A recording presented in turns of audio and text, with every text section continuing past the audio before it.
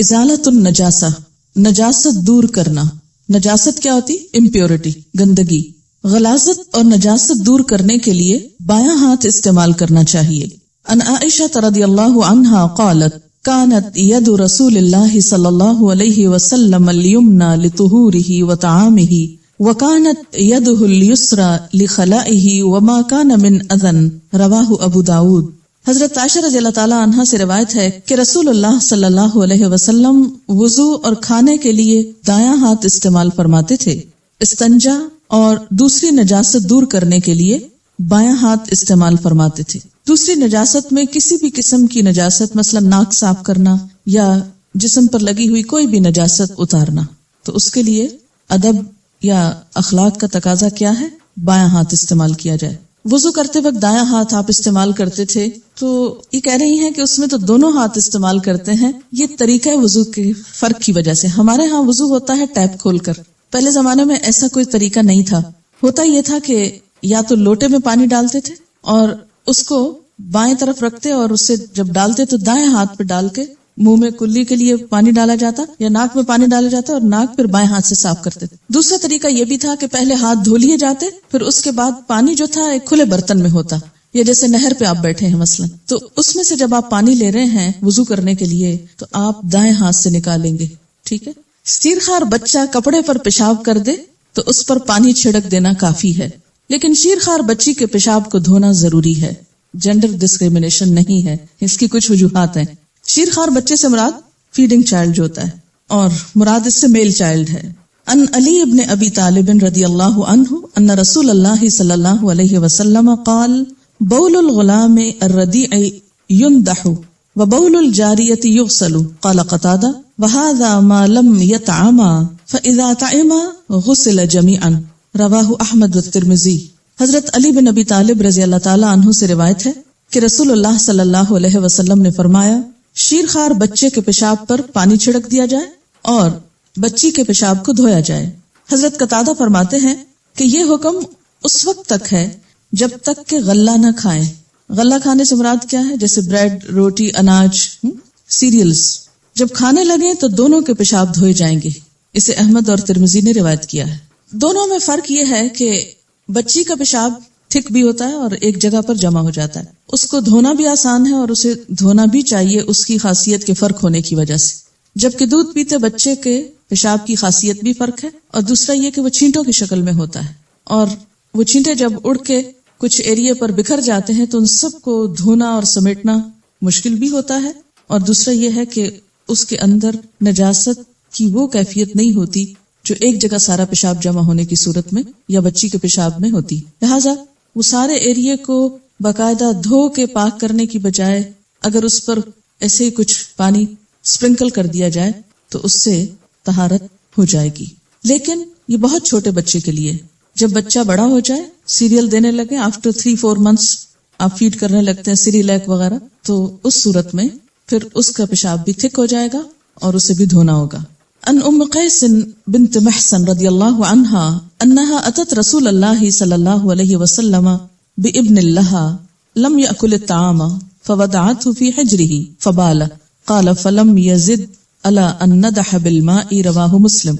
حضرت ام قیس بنت محسن رضی اللہ عنہا سے روایت ہے کہ وہ اپنا بیٹا رسول اللہ صلی اللہ علیہ وسلم کے پاس لے کر حاضر ہوئی جو ابھی اناج نہیں کھاتا تھا. اسے حضور صلی اللہ علیہ وسلم نے گود میں بٹھایا تو اس نے پیشاب کر دیا. حضور اکرم صلی اللہ علیہ وسلم نے اس کے اوپر پانی چھڑکنے کے علاوہ کچھ نہیں کیا، یعنی اسے دھویا نہیں. اسے مسلم نے روایت کیا ہے. کپڑے پر منی یا کوئی دوسری رطوبت لگ جائے، منی سے مراد سیمن ہے، تو اتنی جگہ پانی سے دھو کر نماز پڑھ لینی چاہیے، خواہ اس کا نشان باقی رہے. رطوبت سے مراد ویٹ ڈسچارج.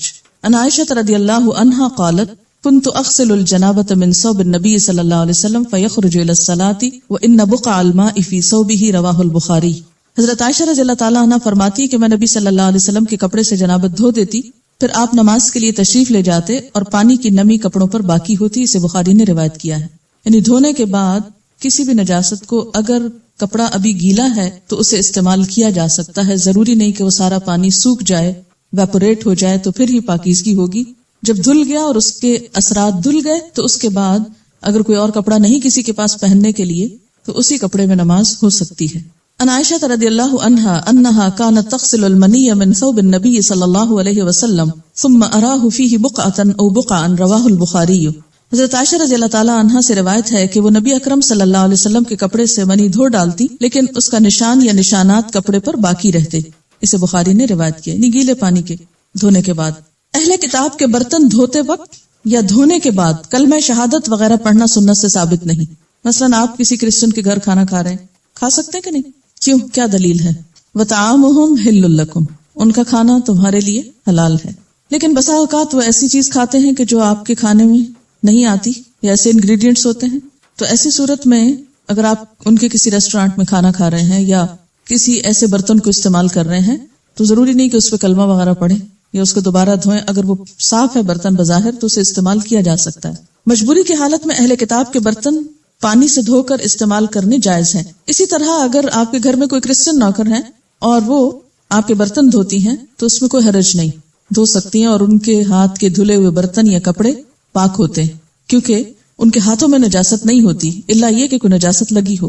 ان کو اسی طرح ٹرین کر دیجئے کہ وہ پاکیزگی کا خیال رکھیں. خیال نہ رکھنا ہو تو آپ کے مسلمان ورکرز جو ہیں وہ سب کچھ کر جاتے ہیں جو کوئی اور کر سکتا ہے. ان ابی ثعلبۃ الخشنی رضی اللہ عنہ انہ قال یا رسول اللہ صلی اللہ علیہ وسلم انا اہل السفر نمر بالیہود والنصارى والمجوس فلا نجد غیر آنیتہم فقال رسول اللہ صلی اللہ علیہ وسلم فإن لم تجدوا غیرها فاغسلوها بالماء ثم كلوا فيها واشربوا رواہ الترمذی. حضرت ابو ثعلبہ خشنی رضی اللہ تعالی عنہ نے رسول اللہ صلی اللہ علیہ وسلم سے دریافت کیا، اے اللہ کے رسول صلی اللہ علیہ وسلم، ہم سفر کرنے والے لوگ ہیں، ہمارا گزر یہود اور نصارہ اور مجوسیوں پر ہوتا ہے، یعنی ان سے ملنا جلنا ہوتا ہے، اور ان کے برتنوں کے علاوہ ہمیں کوئی برتن میسر نہیں آتا، اس کے بارے میں کیا حکم ہے؟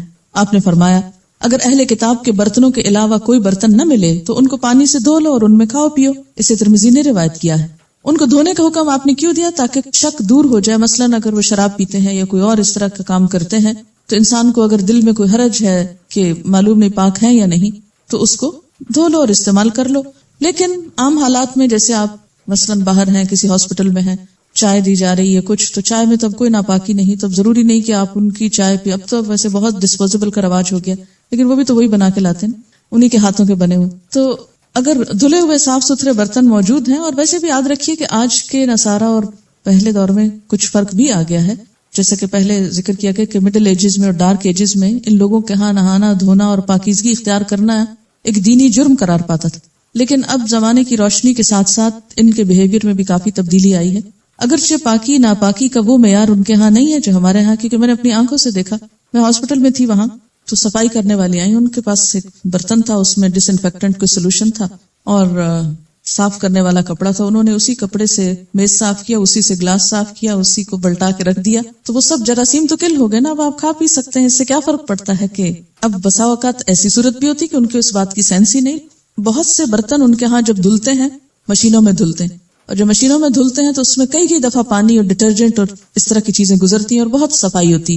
جب آپ کو ایسا معلوم ہو کہ یہ دھلے ہوئے کہاں سے آ رہے ہیں تو بلا تکلف ان کو استعمال کر سکتے ہیں. لیکن اگر شک ہو یا بظاہر دیکھنے میں کوئی گندگی یا اسمیل وغیرہ نظر آ رہی ہو، یا بسا اوقات سیکنڈ ہینڈ برتن خریدے جاتے ہیں یا جیسے لنڈے کے کپڑے خرید کر لاتے ہیں آپ، تو آپ کو استعمال کرنے سے پہلے حرج نہیں ہے. ہمارے ہاں بہت غربت ہے اور لوگ ڈھک جاتے ہیں، تو ایسے میں کیا ہے کہ جب شک ہو کہ ان میں صفائی نہیں یا پاکی نہیں تو ان کو دھو کر استعمال کرنا جائز ہے. جوتوں سے لگی نجاست جوتوں کو مٹی پر رگڑنے سے دور ہو جاتی ہے. تھوڑا آگے جا کر اگر صاف مٹی تھی تو اس پر گزرنے سے خود بخود جوتا صاف ہو جائے گا اور پاک ہو جائے گا. پانی کے علاوہ پاک مٹی بھی گندگی اور نجاست کو دور کر دیتی ہے. عن ابی سعید رضی اللہ عنہ ان النبی صلی اللہ علیہ وسلم قال اذا جاء احدكم المسجد فليقلب نعليه فلينظر فيهما فإن رأى خبثا فليمسحه بالارض ثم ليصلي فيهما رواہ احمد و ابو داود. حضرت ابو سعید رضی اللہ تعالیٰ عنہ سے روایت ہے کہ نبی اکرم صلی اللہ علیہ وسلم نے فرمایا مسجد میں آئے تو اپنے جوتے پلٹ کر دیکھ لے، اگر جوتوں میں غلاظت لگی ہو تو انہیں زمین پر رگڑ کر صاف کرے، پھر انہی جوتوں میں نماز پڑھ لے. اسے احمد اور ابو داود نے روایت کیا ہے. یہ بھی حالات کے تحت ایسا کرنا ہوتا ہے بسا اوقات کہ مسجد ایسی جگہ پر ہے جہاں کوئی دری نہیں، کوئی صف نہیں، کوئی کارپٹ نہیں، کوئی بھی ایسی پر جوتے اتار کر نماز پڑھی جا سکے. سیدھی صاف زمین پر ہی نماز پڑھنا ہوتی.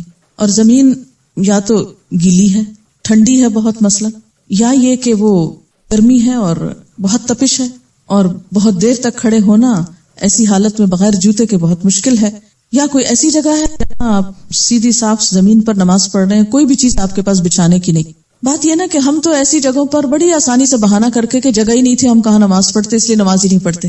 لیکن جن لوگوں کو یہ معلوم ہے کہ ان الصلاۃ کانت موقوتا، کہ نماز مومنوں پر وقت کی پابندی کے ساتھ فرض کی گئی ہے، تو وہ پھر وقت کی پابندی کو ملحوظ خاطر رکھتے ہوئے ہر جگہ پر نماز پڑھ لیتے ہیں. ہمارا ایک اور تصور بہت عام ہو گیا کہ جب تک جائے نماز نہ بچھائی جائے زمین پر اور صاف فرش پر شاید نماز ہی نہیں ہوتی. ایسی بات نہیں ہے.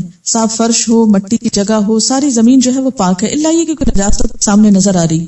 تو ایسی صورت میں اگر کبھی بھی مثلاً بچے کھیلنے کو گئے ہیں، پلے گراؤنڈ میں ہیں، اور وہاں کوئی مصلی نہیں، صرف گھاس ہے یا مٹی ہے، اس پر اگر نماز پڑھنا چاہیں اور نہیں اتارنا چاہیں، اس ڈر سے بھی بعض اوقات نہیں اتارتے کہ کوئی پیچھے سے چرا کے لے جائے گا، تو ایسی صورت میں جوتوں سمیت بھی نماز ہو جاتی ہے. صرف شرط یہ ہے کہ جوتے صاف ہوں، اور ان کی صفائی ضروری نہیں کہ پانی سے دھو کر کی جائے، صاف مٹی پر چلنے سے جوتا صاف ہو جاتا ہے. اور اس کے لیے آپ نے کیا فرمایا کہ پلٹ کر دیکھ لو. صرف یہ شرط ہے کہ نماز پڑھنے سے پہلے جوتا الٹا کے دیکھ لیا جائے کہ کوئی بظاہر نجاست تو نہیں. اگر کچھ تھوڑا بہت نظر آئے، شک پڑے، تو دوسری زمین پہ رگڑ کے اس کو صاف کر لے اور پھر اسی میں نماز پڑھ لے. یہ ہمارے دین کی ایک سہولت ہے، خوبصورتی ہے. اگر ان سہولتوں کو استعمال کیا جاتا تو ایک بہت بڑی اکثریت نماز نہ چھوڑتی. آج نماز چھوڑنے کی بہت سی وجوہات میں ایک وجہ یہ بھی شامل ہو گئی کہ ہم نے پاکی ناپاکی کے مسائل میں اتنی سختی برتی، جائز رخصتوں سے فائدہ نہیں اٹھایا، جس کے نتیجے میں لوگوں پر پاک ہونے کا تصور ہی گراں گزرنے لگا، اس کی ضرورت ہی کم ہو گئی، یہ بہت مشکل ہو گیا، اور نتیجتاً نماز ہی چھوڑ کے بیٹھ گئی. کیونکہ جب دل میں یہ شک آ جاتا ہے نا کہ پتہ نہیں نماز ہوئی کہ نہیں ہوئی، تو پھر شیطان کیا کہتا ہے، جب ہونی نہیں تو پڑھنے کی کیا ضرورت ہے، اس سے اچھا پڑھو ہی نہ. تو یہ ایک سبب بن گیا نماز چھڑانے کا. اس لیے اللہ کے رسول صلی اللہ علیہ وسلم سے بڑھ کر نہ کوئی پاکیزہ تھا نہ ہو سکتا ہے. جو کچھ آپ نے بتا دیا اسی میں ہماری بھلائی ہے. جو پابندی آپ نے لگائی وہاں رک جانا ہے، جو سہولت آپ نے دی اس کو استعمال کرنا ہے تاکہ فرض نہ چھٹے. ان امرأة من بنی عبد الاشہل قالت سألت النبی صلی اللہ علیہ وسلم فقلت ان بینی وبین المسجد طریقا کذرة قال فبعدها طریق انظف منها قلت نعم قال فهذه بهذه رواہ ابو داود وابن ماجہ. بنو عبد الاشہل کی ایک عورت نے نبی صلی اللہ علیہ وسلم سے عرض کیا، ہمارے گھر اور مسجد کے درمیان کچھ گندا راستہ ہے، تو اگر جوتوں پہ غلاظت لگ جائے تو کیا کریں؟ آپ نے فرمایا کیا اس کے بعد صاف راستہ بھی ہے؟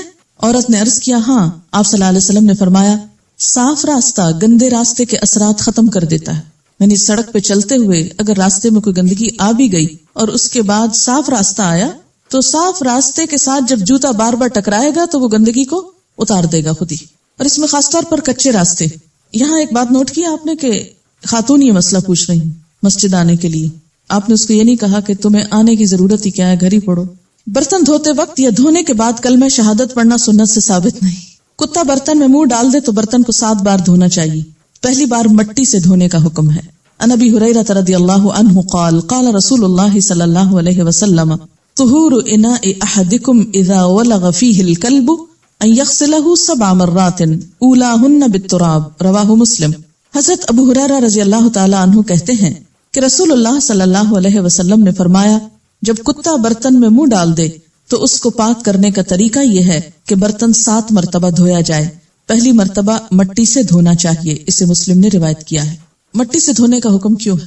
اس لیے کہ کتے کے لعاب دہن کے اندر ایسے جراثیم موجود ہیں جن کو مٹی کھل کرتی ہے، صرف پانی کافی نہیں. اور یاد رکھیے کہ آج کل کے بعض ڈٹرجنٹس بھی وہ کام نہیں کرتے جو پہلے زمانے میں مٹی اور ریت اور راکھ کیا کرتی تھی، اسی لیے بیماریاں کم تھی. ہم نے صفائی کے لیے جو کچھ استعمال کرنا شروع کیا وہ بذات خود ایک بیماری بن گیا. اتنے ایکسیسو کیمیکل جسم کے اندر جانے لگے برتنوں کے ذریعے، یعنی ڈٹرجنٹس زیادہ استعمال کرنے کی وجہ سے، کہ اس سے کئی بیماریاں جنم لے رہی. تو بہرحال اسلام چونکہ ایک فطری دین ہے، ایسی کوئی بات نہیں کہی گئی یا ایسی کوئی پابندی نہیں لگائی گئی کہ جو انسان کے بس سے باہر. مٹی ساری زمین پر اویلیبل ہے، اس لیے کوئی بھی شخص اس چیز سے فائدہ اٹھا سکتا ہے. جنبی کو طہارت حاصل کرنے کے لیے پانی سے غسل کرنا چاہیے. جنبی کون ہوتا ہے؟ حالت جنابت میں. جنابت جیم نون بے جنب سے نکلا ہے. جنبہ کا مطلب ہوتا ہے الگ ہونا، کہ انسان کی ایسی کیفیت جس میں وہ نماز روزہ عبادات سے الگ ہو جاتا ہے جب تک کہ وہ پاک نہ ہو جائے. تو حالت جنابت میں دو چیزیں آتی ہیں، ایک تو حیض اور نفاس وغیرہ، اور دوسرے سیکشل انٹرکورس وغیرہ. پانی میسر نہ ہونے کی صورت میں مٹی سے تیمم کر کے طہارت حاصل کی جا سکتی ہے. کپڑے پر حیض کا خون لگ جائے تو اسے پانی سے دھو کر پاک کرنا چاہیے. یعنی مینسٹرل بلڈ کے اگر اسپاٹ ہو تو اسے پانی سے دھو دینا چاہیے، لیکن باقی کپڑا پاک ہوگا. ہمارے ہاں تو کوئی اسپاٹ ہو یا نہ ہو، بس ایک دفعہ جسم کو ٹچ کرنے کی دیر ہے، اب وہ کپڑا پہننا حرام ہو گیا. مردہ حلال جانور کی کھال دباغت سے پاک ہو جاتی. دباغت کیا ہوتا ہے؟ ٹین کرنا، ٹیننگ. ان میمونہ رضی اللہ عنہا قالت مر علی النبی صلی اللہ علیہ وسلم رجال من قریش یجرون شاة لهم مثل الحمار فقال لهم رسول الله صلی اللہ علیہ وسلم لو اخذتم اهابها قالوا انها میتة فقال رسول اللہ صلی اللہ علیہ وسلم یطہرها الماء والقرز. رواہ احمد و ابو داود.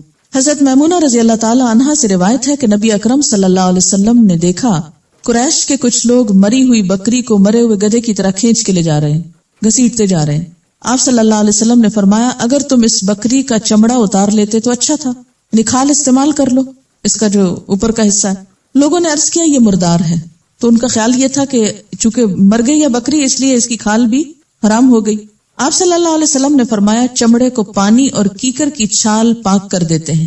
کیکر کی چھال کو پانی میں ڈال کر ابالا جاتا تھا، یعنی کیمیکل ٹریٹمنٹ ایک طرح کی ہو جاتی ہے، اور پھر اس میں کھال ڈال دی جاتی تھی. اس سے کیا ہوتا تھا؟ اس کی ساری امپیورٹیز پاک ہو جاتی.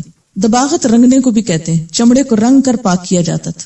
تو یہ کیفیت دباغت کی کچھ بھی ہو سکتی ہے، کسی بھی طرح اس کو ٹریٹ کیا جا سکتا ہے جس سے اس کی امپیورٹیز جو ہیں وہ پاک ہو جائیں، تو بعد میں وہ کھال استعمال کی جا سکتی. یہ جو دباغت ہے یہ کیا ہے؟ رنگنے کا عمل. کس سے؟ پانی اور کیکر کی چھال سے. کیکر کی چھال چھلکا، یعنی اس کو پانی میں خوب بوائل کیا جائے، اس سے رنگ آ جاتا ہے، اس میں وہ کھال ڈال دی جائے اور اس کو صاف کر لیا جائے. پیشاب کی نجاست پانی سے دور ہو جاتی، زمین خشک ہو کر خود بخود پاک ہو جاتی. مثلا کسی جانور نے گزرتے گزرتے کسی کچی زمین پہ پیشاب کر دیا اور کچھ دن کے بعد آ کر اسی جگہ پر کسی نے نماز پڑھ لی اور اس کو پتہ ہی نہیں چلا، تو کیا اس کی نماز ہو گئی؟ ہاں، اگر اس زمین کے اندر کوئی اسمیل نہیں، کوئی نشان نہیں، کچھ نہیں. تو ہوتا یہ کہ سورج کی دھوپ اور تیزی وہ ان چیزوں کو جو نجاست میں گیلی چیزیں ہیں ان کو بھاپ بنا کے اڑا دیتی، ختم ہو جاتی. اور کچھ چیزیں زمین کے جو اندر خود ایسے اثرات اور بیکٹیریاز وغیرہ پائے جاتے ہیں جو اس نجاست کو ختم کر دیتے ہیں اور پھر برابر کر دیتے ہیں زمین کے ساتھ. تو اس لیے زمین کی نجاست خشک ہو کر خود بخود پاک ہو جاتی. عن ابی ہریرہ رضی اللہ عنہ قال قام اعرابی فبال فی المسجد فتناولہ الناس فقال لهم رسول اللہ صلی اللہ علیہ وسلم دعوه وحریکوا علی بولہ سجلا من ماء او ذنوبا من ماء فانما بعثتم میسرین ولم تبعثوا معسرین. رواہ البخاری. حضرت ابو ہریرہ رضی اللہ عنہ فرماتے ہیں کہ مسجد نبوی میں ایک بدو نے پیشاب کر دیا، لوگ اس کو مارنے کو دوڑے. رسول اللہ صلی اللہ علیہ وسلم نے فرمایا اسے کچھ نہ کہو اور اس کے پیشاب پر پانی کا ڈول بہا دو، کیونکہ تم مشکل پیدا کرنے کے لیے نہیں آسانی پیدا کرنے کے لیے بھیجے گئے. اسے بخاری نے روایت کیا ہے. اس حدیث سے کئی باتیں پتہ چلتی. ایک تو یہ کہ لا علم لوگوں کو مارنے سے پہلے سمجھانا چاہیے، ڈانٹ ڈپٹ کرنے سے پہلے اور سختی کرنے سے پہلے ان کے ساتھ سمجھانے کا معاملہ کرنا چاہیے. بدو کو پتہ ہی نہیں تھا کہ مسجد کیا چیز ہوتی. انہوں نے کب مسجدیں دیکھی تھی یا مسجدوں کا احترام یا ادب؟ وہ پڑھے لکھے لوگ تھوڑی تھے، دیہاتی لوگ تھے. وہ آئے، انہوں نے سمجھا یہ بھی عام گھروں کی طرح کوئی گھر ہے، جس طرح لوگ اپنے گھروں کے اندر اس قسم کے کام کرتے تھے انہوں نے مسجد میں بھی کر دیا.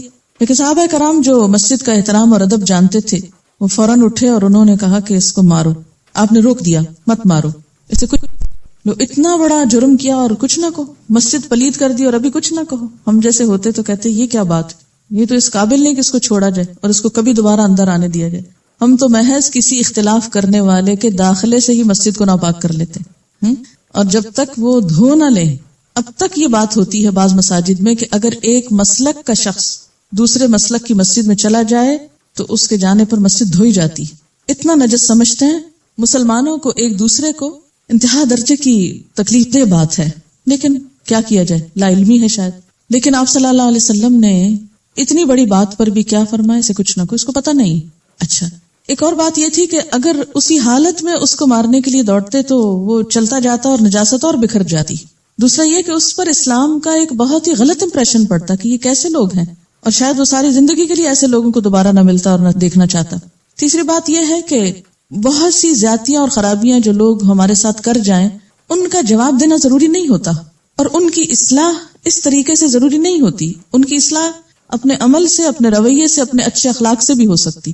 یعنی اگر آپ کے دل میں دوسروں کی خیرخواہی ہے اور آپ چاہتے ہیں کہ ان کی بھی بھلائی ہو جائے، تو اس کا طریقہ ضروری نہیں یہی ہو کہ آپ اس سے ڈانٹ ڈپٹ کے پیش آئیں. ہاں، ڈانٹ ڈپٹ وہاں ہونی چاہیے جو سمجھ چکے ہوں اور پھر نہ سمجھے. وہاں آپ صلی اللہ علیہ وسلم نے کوڑے بھی لگوائے، ہاتھ بھی کٹوائے اور سخت سزائیں بھی دی. لیکن جو لوگ ابھی سمجھے ہی نہیں، جانتے ہی کچھ نہیں، ان کے ساتھ یہ رویہ درست نہیں، یہ حکمت کے خلاف ہے. آپ نے اس کی اصلاح کیسے کروائی کہ جب وہ پیشاب کر چکا تو آپ نے کہا پانی کا ڈول لے اور اس پہ بہا دو. انہوں نے بہا دیا، وہ نجاست چلی گئی، آگے بہ گئی، اور اس کے بعد جب وہ سوکھ گئی جگہ تو سب اس پہ دوبارہ نماز پڑھنے لگے. پھر فرمایا تم مشکل پیدا کرنے کے لیے نہیں، آسانی پیدا کرنے کے لیے بھیجے گئے ہو. دین مشکل کا نام نہیں، خود ساختہ پابندیوں کا نام نہیں. پینے والی چیز میں مکھی گر جائے تو اسے ڈبو کر نکال دینے سے مکھی کی نجاست دور ہو جاتی، مثلا پانی میں یا لسی میں یا کسی بھی ایسی چیز میں. اللہ یہ کہ وہ گرم چائے ہو ابلتی ہوئی اور اس میں گر جائے اور اس کے پر بکھر جائیں تو وہ پھر اور چیز ہے. لیکن ٹھنڈی چیز میں، ٹھنڈے نارمل پانی میں اگر مکھی گر گئی، ایک طرف لگا اس کا اور وہ اس میں ابھی تیر رہی تو اس کو پورا ڈپ کر کے اس کو باہر پھینک کے اس کو پیا جا سکتا ہے. کیوں؟ اس کی وجہ یہ ہے کہ ایک پر کے اندر اگر نجاست ہے تو دوسرے میں اسی کا توڑ موجود ہے. اب آپ کہیں گے توبہ توبہ، ہم تو یہ نہیں پی سکتے. نہ پیئیں، مجبوری نہیں ہے کہ آپ کو زبردستی پلایا جائے کہ اب پینا ہی ہے. جس کا دل نہیں مانتا نہ پیے، لیکن یاد رکھیں کہ ہر شخص کے پاس اتنا وافر نہیں ہوتا کہ ایک گلاس دودھ کا پہلے پھینک دے کہ ایک مکھی گر گئی اس میں اور پھر دوسرا پیے. اس کے پاس ہو سکتا ہے دی اونلی گلاس ہو اور کوئی اور دودھ نہ ہو تو اس کو آپ محروم کر دیں. تو اللہ تعالیٰ نے یہ دین بھیجا ہے سب کے عمل کے لیے، سب کی سہولت کے لیے، نہ کہ چند مخصوص پریویلیج لوگوں کے لیے. عن ابی ہریرہ رضی اللہ عنہ ان رسول اللہ صلی اللہ علیہ وسلم قال اذا وقع الذباب في اناء احدكم فليغمسه كله ثم ليطرحه فان في احد جناحيه شفاء وفي الاخر داء. رواہ احمد البخاری و ابو داود و ابن ماجہ. حضرت ابو ہریرہ رضی اللہ تعالی عنہ فرماتے ہیں کہ رسول اللہ صلی اللہ علیہ وسلم نے فرمایا جب کسی کے مشروب میں مکھی گر جائے تو اسے پوری طرح ڈبو کر پھینک دینا چاہیے اور مشروب پی لینا چاہیے. مکھی کے ایک پر میں شفا ہے اور دوسرے میں بیماری ہے. اسے احمد، بخاری، ابو داؤد اور ابن ماجہ نے روایت کیا ہے. جی، یہ کسی نے لکھا ہے کہ بکری کی کھال سے آج کل جوتے بنتے ہیں، اس کی کھال نرم ہوتی ہے اس لیے جوتے آرام دہ ہوتے ہیں. کسی دوسرے نے لکھا کہ بکری کی کھال سے جائے نماز بھی بنتے ہیں. بکری کی کھال مشق بنانے کے لیے کام آتی. مشق ہوتا ہے نا، واٹر بیگ جو لیدر کا ہوتا ہے. بکری کی کھال سے ٹوپیاں بنائی جاتی ہیں، اور بکری کے بچے کی کھال جو بھی پیدا نہ ہوا ہو کو قراقلی کہتے ہیں. قراقلی ٹوپی اسی سے شاید بنتی ہے. قراقلی ٹوپی بہت قیمتی ہوتی ہے. سوال ہے کیا ہندو باورچی کے ہاتھ کا کھانا کھایا جا سکتا ہے؟ اگر وہ پاکیزگی کا خیال رکھتا ہو تو اس کے ہاتھوں میں کوئی خرابی نہیں ہے، پکوا سکتے ہیں آپ کھانا. بات یہ ہے کہ بہت سارے کام نان مسلمز کرتے ہیں. ہندو کا معاملہ آپ یوں سمجھے ایسے جیسے اہل مکہ کا معاملہ. ان دونوں کی سرشت آپس میں ملتی ہے، عقیدہ ملتا ہے. وہ بتوں کو پوجتے تھے اور یہ بھی بتوں کے پجاری ہیں. آپ صلی اللہ علیہ وسلم نے اہل مکہ کے ساتھ کیا معاملہ کیا؟ جو وہاں سنت ملتی ہے وہی ان کے ساتھ معاملہ کرنے کی ضرورت ہے. اگر مکھی ٹھنڈے پانی میں گر جائے اور ہمیں پتہ نہیں کہ کب سے گری ہوئی ہے اور وہ مر بھی گئی تو کیا کرنا چاہیے؟ اگر وہ بکھری نہیں اور صرف ایک جگہ پر تیر ہی رہی ہے نا، مرنے کے بعد نیچے تو نہیں جا بیٹھے گی، تیر ہی رہی ہے تو اوپر سے کچھ ہٹا دیں. اگر وہ پانی نہانے کے لیے خاص طور پر آپ استعمال کرنا چاہیں تو بلا تکلف استعمال کریں. سوال ہے، میں اپنی ماسی سے اکثر نماز پڑھنے کے لیے کہتی ہوں تو وہ کہتی ہے کہ ہم باتھ رومز دھوتے ہیں، چھوٹے بچوں کے پیشاب والے کپڑے دھوتے ہیں، اس لیے کپڑے پاک نہیں ہیں. اگر صاف کپڑوں کا جوڑا دے دیا جائے تو کہتی ہے کہ جسم پر بھی چھینٹے اڑتے ہیں، اس لیے نہانا ضروری ہے، اس کے بغیر نماز نہیں پڑھی جا سکتی.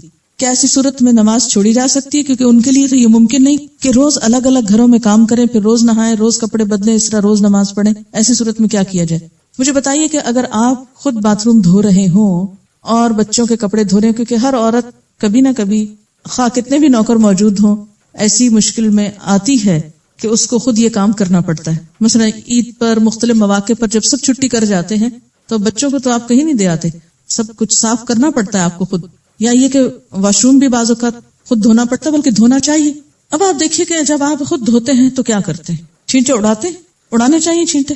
ایسی ماسیوں کو یہ تربیت دیں کہ وہ ان چیزوں کو دھوتے وقت چھینٹے نہ اڑایا کریں. کیونکہ اگر وہ ان کے کپڑوں جسم پہ پڑتے ہیں تو منہ پہ بھی پڑ جائیں گے، اور کوئی چیز ہم منہ پہ پڑنا کیسے برداشت کر سکتے ہیں؟ تو ان کی بنیادی تربیت ہونی چاہیے. دوسری بات یہ ہے کہ اکثر ماسیاں اپنے ساتھ بیگ وغیرہ اٹھائے ہوئے ہوتی ہیں، تو ان کو یہ بتا دیں کہ ایک بیگ میں اپنے ساتھ کوئی ایسا کپڑا رکھ لیں کہ جس سے وہ جہاں نماز کا وقت آئے وہاں کتنی دیر لگتی ہے ایک کپڑا تبدیل کرنے میں؟ 5 منٹ، 10 منٹ نہیں، 1 منٹ سے بھی کم لگتا ہے. اگر آپ گھڑی دیکھ کر کپڑا چینج کریں 1 منٹ سے کم لگتا ہے. اور جو چھینٹے پڑتے ہیں وہ اعضاء وضو میں بھی دھل جاتے ہیں. یعنی ایسے چھینٹے اڑانا کہ وہ آپ کے جسم کے اندر تک کپڑوں کو پار کر کے چلے جائیں، تو یہ تو انتہائی پھوڑ پن کی علامت ہے. ایسا نہیں ہونا چاہیے. ان کو دھونا سکھائیں تاکہ ان کا مسئلہ حل ہو.